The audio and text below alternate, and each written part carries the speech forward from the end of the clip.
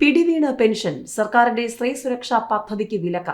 അപേക്ഷ സ്വീകരിക്കുന്നത് പെരുമാറ്റച്ചട്ട ലംഘനമെന്ന തെരഞ്ഞെടുപ്പ് കമ്മീഷൻ രാഷ്ട്രീയ പ്രചാരണത്തിന് ഉപയോഗിക്കുന്നുവെന്ന വ്യാപക പരാതി. സർക്കാർ പ്രഖ്യാപിച്ച സ്ത്രീ സുരക്ഷാ പദ്ധതിക്കായി അപേക്ഷകൾ സ്വീകരിക്കുന്നത് സംസ്ഥാന തെരഞ്ഞെടുപ്പ് കമ്മീഷന്റെ നിരീക്ഷണ സെൽ വിലക്കി. പഞ്ചായത്തുകളും നഗരസഭകളും വഴി അപേക്ഷ സ്വീകരിക്കുന്നത് തദ്ദേശ തിരഞ്ഞെടുപ്പിൽ പെരുമാറ്റച്ചട്ടത്തിന്റെ ലംഘനമായതിനാലാണ് വിലക്ക്. 1000 രൂപ പെൻഷൻ ലഭിക്കുന്ന പദ്ധതിക്ക് അപേക്ഷ സ്വീകരിക്കുന്നത് രാഷ്ട്രീയ പ്രചാരണത്തിന് ഉപയോഗിക്കുകയാണെന്നും ജില്ലകളിലെ നിരീക്ഷണ സെല്ലുകൾക്കും സംസ്ഥാന തെരഞ്ഞെടുപ്പ് കമ്മീഷനും വ്യാപകമായി പരാതി ലഭിച്ചിരുന്നു. തദ്ദേശ തെരഞ്ഞെടുപ്പിന്റെ അസിസ്റ്റന്റ് റിട്ടേണിംഗ് ഓഫീസർമാരിൽ ഭൂരിഭാഗവും തദ്ദേശ സ്ഥാപന സെക്രട്ടറിമാരാണെന്നും പരാതികളിൽ ചൂണ്ടിക്കാട്ടിയിരുന്നു. തുടർന്നാണ് വിലക്ക് ഏർപ്പെടുത്തിയത്. തെരഞ്ഞെടുപ്പ് പ്രഖ്യാപിച്ചു കഴിഞ്ഞാൽ ആനുകൂല്യങ്ങൾക്കായി ഗുണഭോക്താക്കളെ തെരഞ്ഞെടുക്കാനുള്ള നടപടികൾ പാടില്ലെന്നാണ് ചട്ടം. അപേക്ഷകൾ സ്വീകരിക്കരുതെന്ന് അതത് ജില്ലകളിലെ നിരീക്ഷണ സെല്ലുകൾ പഞ്ചായത്ത് നഗരസഭാ സെക്രട്ടറിമാർക്ക് നിർദ്ദേശം നൽകിയിട്ടുണ്ട്.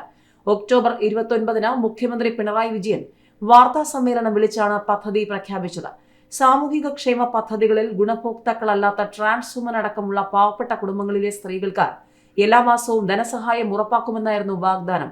ആദ്യ ഉത്തരവ് നവംബർ 1-ന് ഇറങ്ങിയെങ്കിലും മാർഗരേഖയും മാനദണ്ഡങ്ങളുമായി വിശദ ഉത്തരവിറങ്ങിയത് തദ്ദേശ തെരഞ്ഞെടുപ്പ് പ്രഖ്യാപിച്ച നവംബർ 10-നായിരുന്നു.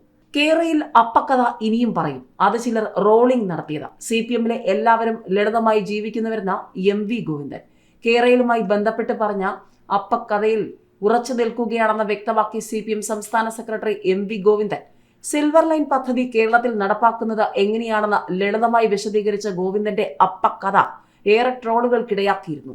AAയും സോഷ്യലിസത്തെയും ബന്ധപ്പെടുത്തി പറഞ്ഞ കാര്യങ്ങളിലും താൻ ഉറച്ചു നിൽക്കുകയാണെന്നും ഗോവിന്ദൻ പറഞ്ഞു. ഏതായാലും തനിക്ക് നേരെ വന്ന ട്രോളുകൾ ആ വിഷയത്തിലാണ് ഗോവിന്ദൻ ഒരു മാധ്യമത്തിലൂടെ നിലപാട് വ്യക്തമാക്കിയത്.